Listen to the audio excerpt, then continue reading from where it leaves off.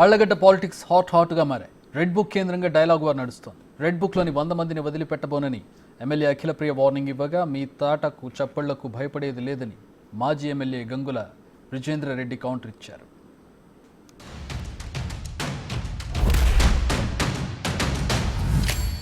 మీరు తప్పు చేసింటే భయపడండి, తప్పు చేయకపోతే ప్రశాంతంగా ఉండండి. డెఫినెట్గా నాకు రెడ్ బుక్ ఉంది. రెడ్ బుక్ అంటున్నావు, పెట్టుకున్న రెడ్ బుక్ నేను కూడా. దాంట్లో మీ పేర్లన్నీ ఉన్నాయి. నా వల్ల నేను ఓపెన్ గా ప్రెస్ ముందర చెప్తున్నా, నా వల్ల 100 మంది లిస్ట్ రాసి పెట్టుకున్నా. ఇక 2-3 పాపమని తీసేస్తున్నాను కానీ 100 మంది నా వల్ల ఇబ్బంది పడబోతున్నారు. ఓపెన్ గా చెప్తున్నాను. 100 మంది లిస్ట్ నా దగ్గర ఉంది. ఆ 100 మందిని ఇబ్బంది పెట్టబోతున్నాను. అంటే ఇబ్బంది పెట్టబోతున్నాను అంటే కట్ట తీసుకొని కొడతానో చంపుతానో అట్లా ఇబ్బంది కాదు. అట్లా భయపడకండి. లీగల్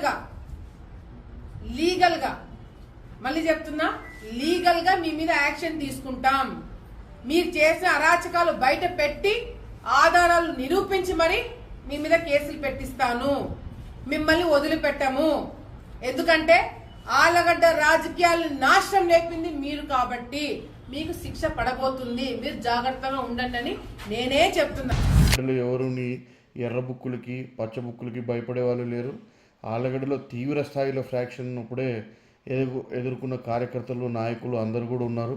అన్ని విధాల ఇబ్బందులు పడే ఈరోజు ఇంత దూరం వచ్చాం. ఎవరు నీ బెదిరింపు తాటాక సప్పుళ్ళకు కుందెళ్ళు బెదురుతాయో కానీ ఆళ్లగడ్డ ప్రజలు బెదరరు. అనవసరమైన మాటలు మాట్లాడద్దు. ప్రజలు నీకు అవకాశం ఇచ్చింది ఎర్ర బుక్కు రాజ్యాంగాన్ని అమలు చేయడానికి కాదు. మీరు చెప్పిన మేనిఫెస్టోని అమలు చేసి ప్రజలకు మరింత మేలు చేస్తారు. గతంలో జగన్మోహన్ రెడ్డి గారు చేసిన దానికంటే మరింత మేలు చేస్తారనే ఆలోచనతో ప్రజలు మీకు అవకాశం ఇచ్చారు.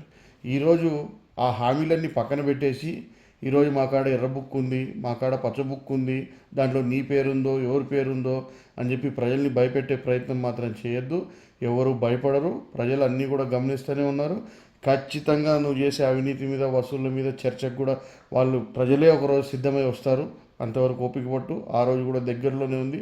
తొందరపడద్దు.